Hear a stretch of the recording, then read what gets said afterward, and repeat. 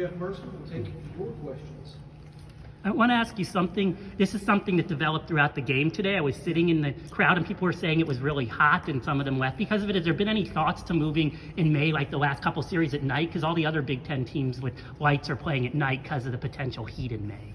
I hadn't thought about it too much, to be honest with you. It's a great question. I don't have a terrific answer. A lot of times,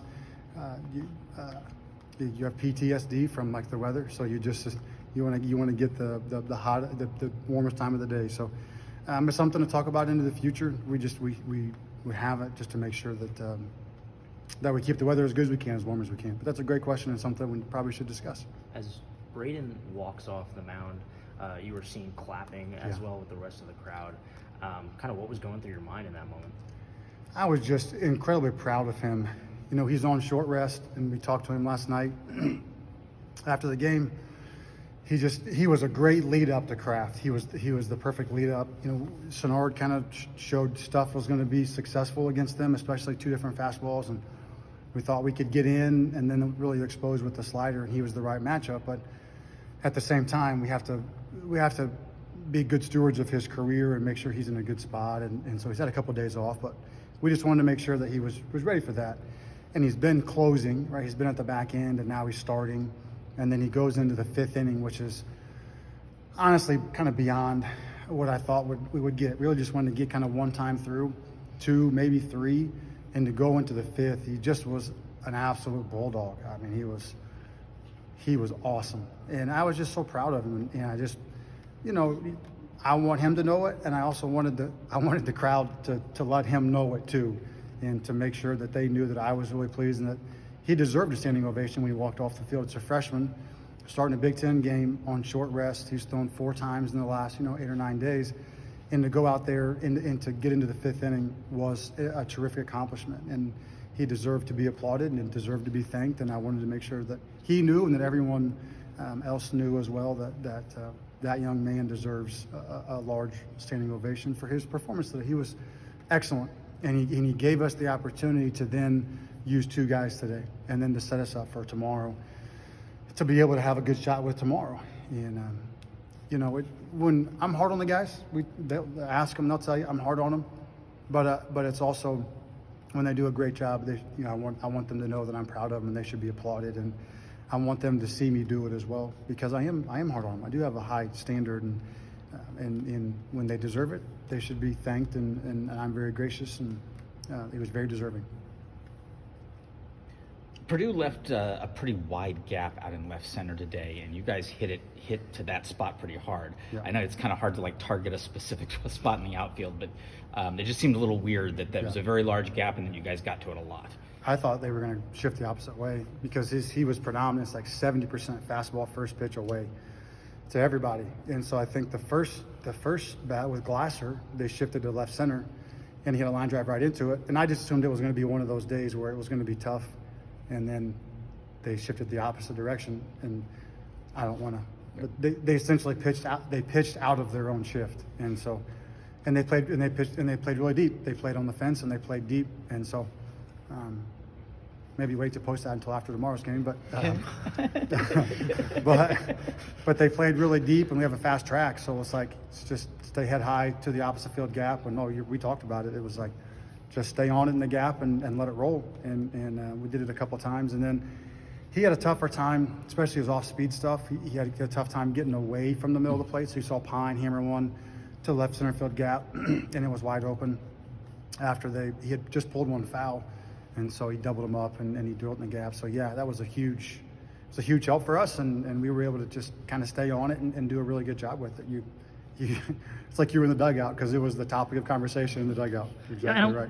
Oh, sorry. No, I was going to say I don't want to sound too much like Carl, but it seemed last night you were trying to time up the fastball and just crush it. Today it seemed like you were trying to take pitches more on the outside to work for walks and then trying to get softer contact for singles. I assume that approach was intentional each day? Yeah, so he was like fastball, elevated fastball, and then like elevated fastball to his glove side, fastball up over the middle, and so it was just like, you got to stay tight, you got to stay flat.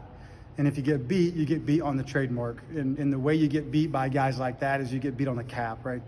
You try to get around an outside pitch, try to get around an elevated pitch, and you're just not going to have success that way. If you get beat on the trademark, and if you're flat, then you have a really good chance to drop it in, especially because they're playing so deep in the outfield. And I'm not saying they shouldn't. We've been fortunate to hit a lot of balls to the wall and home runs and whatnot. So it's kind of danged if you do and danged if you don't. If you scoot in to take that away, you're exposing over your head, and if you play back, then you're exposing the kind of the trademark shot. So we just did a really good job. Back-to-back days, we've executed the game plan going into it, and we're capable of that. And we've talked about it a ton in this room. My frustration at times has been our inability or lack of concentration to do that throughout the course of a game and adjust guy to guy. And we've been really good about that the last couple of games here. We have a scouting report, we have a plan, we have the spin ball program, and the expectation is we go and attack the game plan to that guy. It's not necessarily your strength, but what's going to happen today. I know that we all want an 87-mile-an-hour fastball, middle in, with the wind blowing out to left, but that's not always what's going to happen. So if he's going to work glove side fastballs and break, to both sides, middle away fastballs to both sides, and then middle in breaking balls to righties, you're going to have to be able to play with that. And we did a really good job of just taking what was given, stay on it, hit it hard, and then try to go 2 bases, try to go 3 bases at a time. And we talked about it before the game, talked about it in the scouting report meeting, and we executed it just really, really well. And even our outs, a lot of our outs were hard outs. Bobby Whalen actually had a really good day offensively. Didn't have much to show for it. Hunter Jesse lined out. So we had some good hard contact outs as well. And if you do that enough, somebody's going to break through and someone's going to bust one open, and we did. But you're exactly right. You've mentioned using Ryan when you know it's time to win a game. Yeah. You get him to finish the game today. What was so important about him not only finishing that outing today, but kind of setting him up for the rest of the season? Yeah, keeping him on track for next week for the series being moved up. So we were going to Ryan regardless, and that's why Reisdorf's outing was so big, because once we got to the 4th and 5th there, we knew that Crafty could run it out, and that was going to be critical for us to be able to go piece it together tomorrow. And so yeah, for his sake, for next week, today was his 7th day. He's essentially a starter, right? He's essentially a starter. We just try to find the right time to give him a runway. And he was up last night. If we needed him last night, we would have used him last night. But to get the start from Rise and then to have him run it out was critical. And he's didn't have his best stuff today.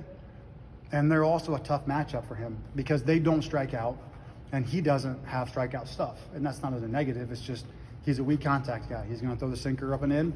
He's going to throw the cutter up and in, and you're going to put the ball in play, and they don't strike out. They hit the ball the other way. And so we knew it was going to be tough, so it's going to be hard for him. We thought we could get him to the lineup twice, but the third time was going to be a bear. And we got fortunate with double play ball there. I can't remember if it was probably the 6th or the 7th inning, get double play ball. That really helped us to kind of conserve pitches and then move it along. But yeah, it set us up, and then you're kind of positioned there where we were back and forth on going to Foley or Yoho when the game was at 6 or 7, and then once we got to where it was kind of blown open a little bit, it's like, all right, let's just let Crafty finish it out. Let's set those guys down and make sure we have as many guys as we can for tomorrow. 3 of the 6 Indiana freshmen to hit double-digit home runs all time are currently on the roster with Carter Mathis and Devin Taylor, and today Tyler Cerny. Yeah. We've talked about it a lot, but what kind of does that speak to the player development and the recruiting that you guys do, especially when talking specifically about the power? Yeah, you hit the nail right there. It's like if you're gonna run this system, and if you're gonna bank on your recruiting and bank on your player development, then you better be able to do it, and the guys better be able to produce. Because if not, the whole thing breaks and falls apart. So I think it speaks to having a good model. Just like any business, you have to have a good model, and then you have to be able to do what you say you're going to do.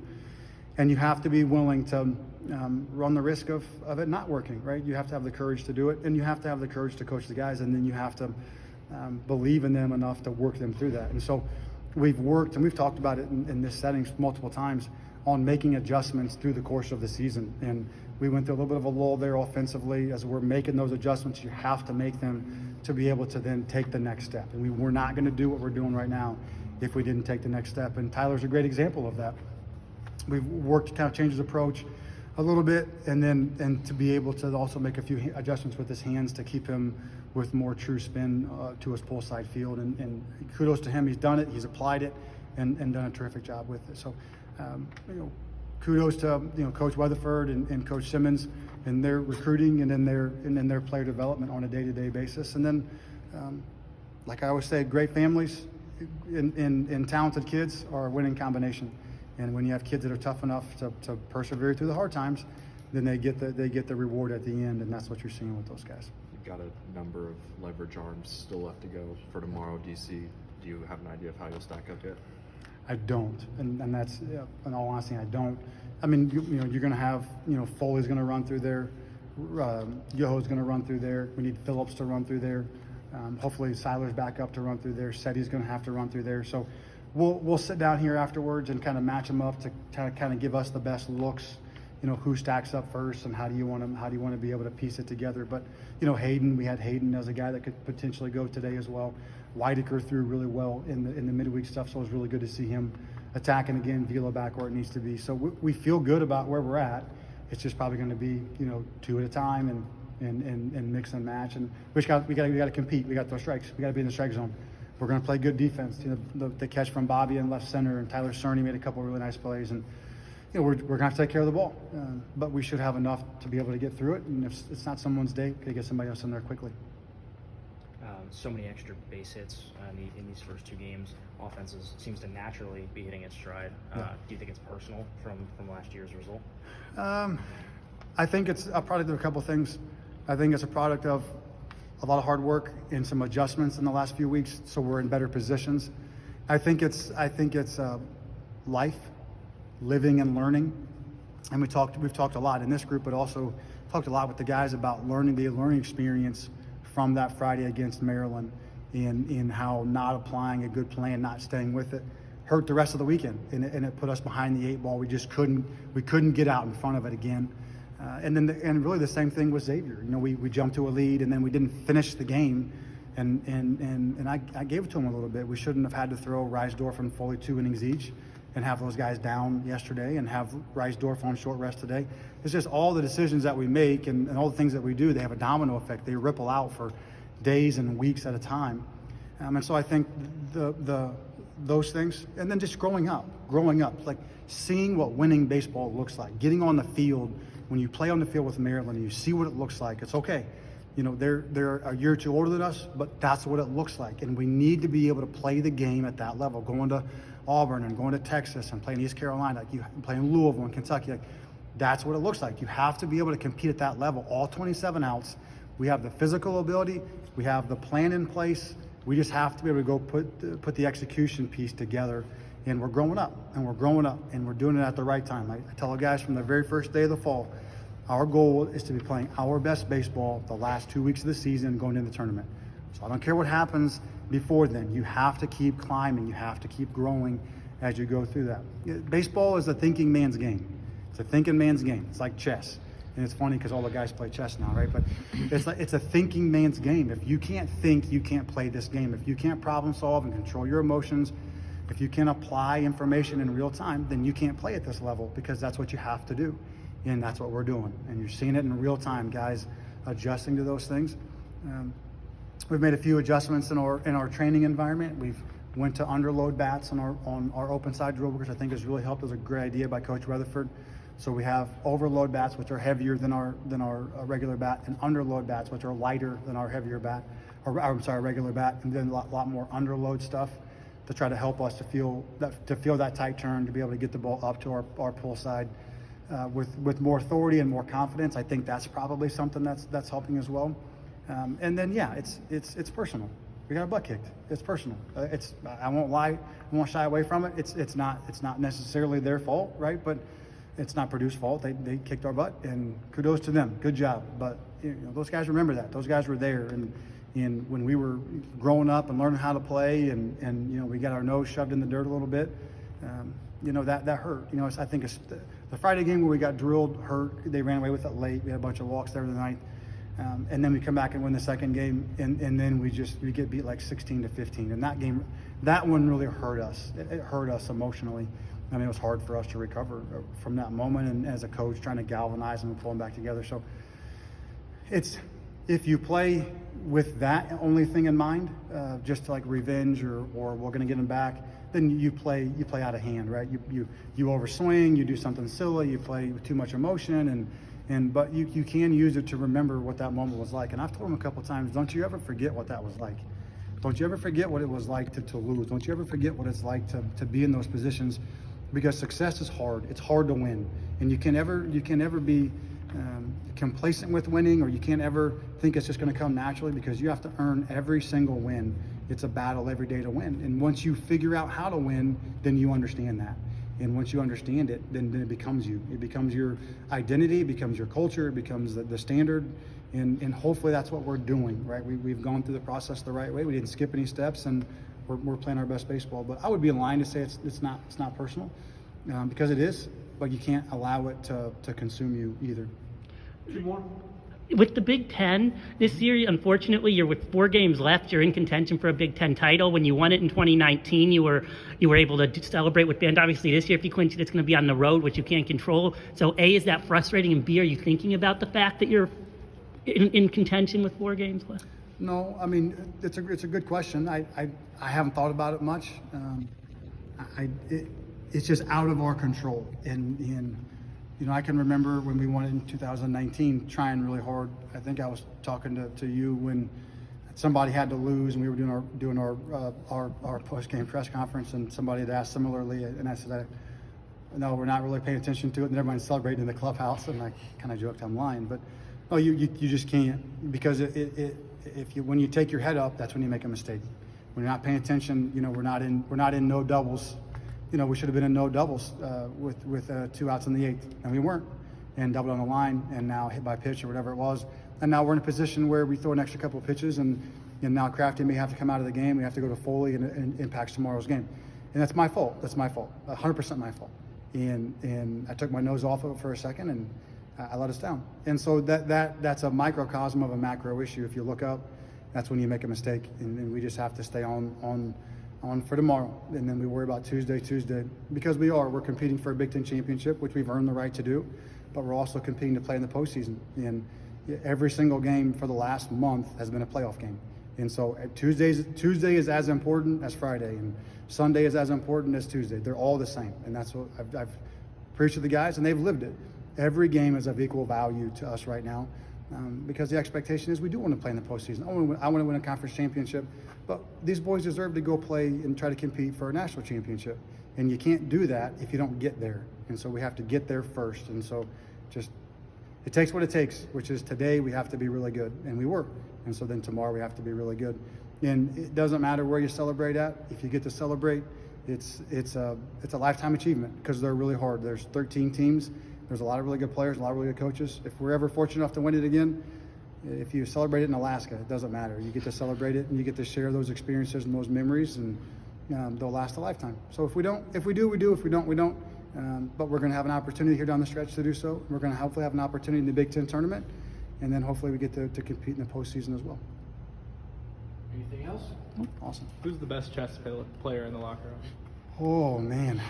I don't know. They just always carrying their boards around. They're always carrying their boards around. If you watch them, it's so funny. Probably I don't know. Shepard says he's pretty good. Shepard says he's good, and he's confident in everything. Got a little time on his hands. He does have some time on his hands. He does. Hunter? Yeah. I bet Hunter's pretty good. I could see Hunter being good. Can you believe Hunter grows a mustache that fast? It's pretty incredible. It really is pretty incredible. Almost as incredible as he's playing right now. So if we could just he can grow a mustache, a Fu Manchu, or a mullet. I don't really care. Just keep hitting the ball like that and flagging down fly balls. So awesome. Thanks, guys.